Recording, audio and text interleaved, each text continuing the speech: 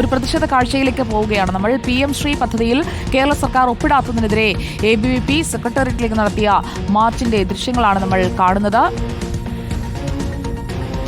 ഇപ്പോൾ പ്രവർത്തകർ നിലത്ത് കിടന്ന് പ്രതിഷേധിക്കുകയാണ്. ജലപീരങ്കി പ്രയോഗമൊക്കെ കഴിഞ്ഞെന്ന് തോന്നുന്നു.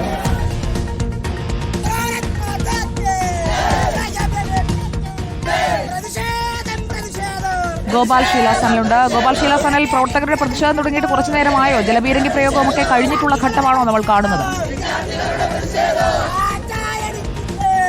അതെ സുജയ, ഏകദേശം ഒരു 20 മിനിറ്റോളമായി പ്രതിഷേധം തുടങ്ങിയിട്ട് 2 തവണയാണ് ജലപീരങ്കി ഈ പ്രതിഷേധത്തിന് നേരെ പോലീസ് നടത്തിയത്.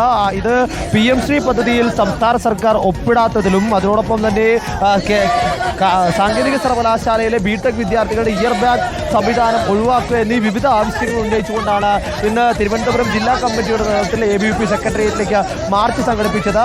യുവമോർച്ച ഈ ബാരിക്കേഡുകൾ മറികടക്കാൻ ശ്രമിച്ച പ്രവർത്തകർക്ക് നേരെ 2 തവണ ജലപീരങ്കി വീശി. പിന്നീട് പ്രവർത്തകരെ ബലം പ്രയോഗിച്ച് നീക്കാനുള്ള ശ്രമത്തിനിടെ ഇവർ റോഡ് ഉപരോധിക്കാൻ ശ്രമിക്കുകയും റോഡിന് നടുവിൽ കിടന്നും ഇരുന്നും പ്രതിഷേധിക്കുകയുമായിരുന്നു. ഇതിനിടെ ചില പ്രവർത്തകരെ അറസ്റ്റ് ചെയ്ത് നീക്കുകയുണ്ടായി. ഇപ്പോൾ ബാക്കി പ്രവർത്തകരെ അറസ്റ്റ് ചെയ്ത് ബലം പ്രയോഗിച്ച് അറസ്റ്റ് ചെയ്ത് നീക്കുന്ന ദൃശ്യങ്ങളാണ് നമ്മൾ കാണുന്നത്. ഇതിനിടെ ഒരു പ്രവർത്തകൻ സെക്രട്ടേറിയറ്റിന്റെ മതിൽ ചാടിക്കടക്കാൻ ശ്രമിച്ചു. ഈ പ്രവർത്തകരെ വളഞ്ഞിട്ട് പോലീസ് ുകയും ലാത്തി വീശുകയും കാര്യമായി മർദ്ദനമേൽക്കുകയും ചെയ്തു.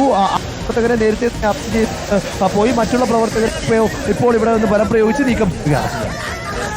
ABVPയുടെ മാർച്ചാണ് നമ്മൾ കാണുന്നത്. ഇപ്പോൾ പ്രവർത്തകരെ പോലീസ് കസ്റ്റഡിയിലെടുത്ത് കൊണ്ടുപോവുകയാണ്. PM ശ്രീ പദ്ധതിയുമായി സഹകരിക്കാനുള്ള ചില നീക്കങ്ങളൊക്കെ നടക്കുന്നുണ്ടായിരുന്നല്ലോ ഗോപാൽ.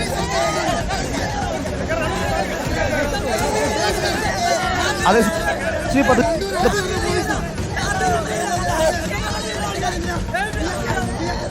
ഇത് ക്യാബിനറ്റ് വരികയും വലിയ തോതിൽ ചർച്ചയാവുകയും ചെയ്തിരുന്നു. അതിനുശേഷം അന്ന് CPI മന്ത്രിമാരടക്കം ഈ ക്യാബിനറ്റിൽ ഈ വിഷയം എതിർത്തു. ഒരു തരത്തിലും അത്തരത്തിലുള്ള അജണ്ടയ്ക്ക് നിർന്നു കൊടുക്കാൻ പാടില്ല എന്ന തരത്തിൽ ഈ ചർച്ച ക്യാബിനറ്റിൽ ഉയർത്തിക്കൊണ്ടുവരികയും പിന്നീട് ആ വിഷയം പിന്നീട് ചർച്ച ചെയ്യാം എന്ന തരത്തിലേക്ക് ക്യാബിനറ്റ് മാറ്റിവെക്കുകയായിരുന്നു. പിന്നീട് അതുമായി ബന്ധപ്പെട്ട വ്യക്തമായ ഒരു തീരുമാനമോ ഒരു എന്തെങ്കിലും തരത്തിലേക്കുള്ള ഒരു അന്തിമഘട്ടത്തിലേക്കോ കാര്യങ്ങൾ എത്തിയില്ല. ആ ഒരു കാരണം മൂലം തന്നെ സമഗ്ര ശിക്ഷ കേരളയുമായി ബന്ധപ്പെട്ട് ഏകദേശം 1500 കോടി രൂപയോളം സംസ്ഥാനത്തിന് കേന്ദ്ര സർക്കാർ നൽകാൻ കൂടിയുണ്ട്. ആ ഫണ്ട് കിട്ടാത്തത് ഇത്തരത്തിൽ PM ശ്രീ പദ്ധതിയിൽ സർക്കാർ ഒപ്പുവെക്കാത്തതുകൊണ്ടാണ്. അതുകൊണ്ട് തന്നെ SSK അടക്കമുള്ള വിദ്യാഭ്യാസ മേഖലയിലെ പല പ്രധാനപ്പെട്ട പദ്ധതികളും മുടങ്ങിക്കിടക്കുന്ന ഒരു സ്ഥിതിയുണ്ട്. ആ ഒരു അനിശ്ചിതാവസ്ഥ നിലനിൽക്കുന്ന ഘട്ടത്തിലാണ് സംസ്ഥാന സർക്കാരിനെ പ്രതിക്കൂട്ടിലാക്കിക്കൊണ്ട് സംസ്ഥാന സർക്കാരിനെതിരെ ആരോപണം ഉന്നയിച്ചുകൊണ്ട് ഇത്തരത്തിൽ ABVPയുടെ നേതൃത്വത്തിലൊരു സമരം ഈ സെക്രട്ടേറിയറ്റിലേക്ക് വന്നിരിക്കുന്നത്. അതുമായി ബന്ധപ്പെട്ട് കഴിഞ്ഞ ദിവസം ഡൽഹിയിലടക്കം പോയി വിവിധ വിദ്യാഭ്യാസ മന്ത്രിമാരുടെ യോഗത്തിൽ വിദ്യാഭ്യാസ മന്ത്രി V ശിവൻകുട്ടി ഇത് കേന്ദ്ര വിദ്യാഭ്യാസ മന്ത്രിക്ക് മുന്നിൽ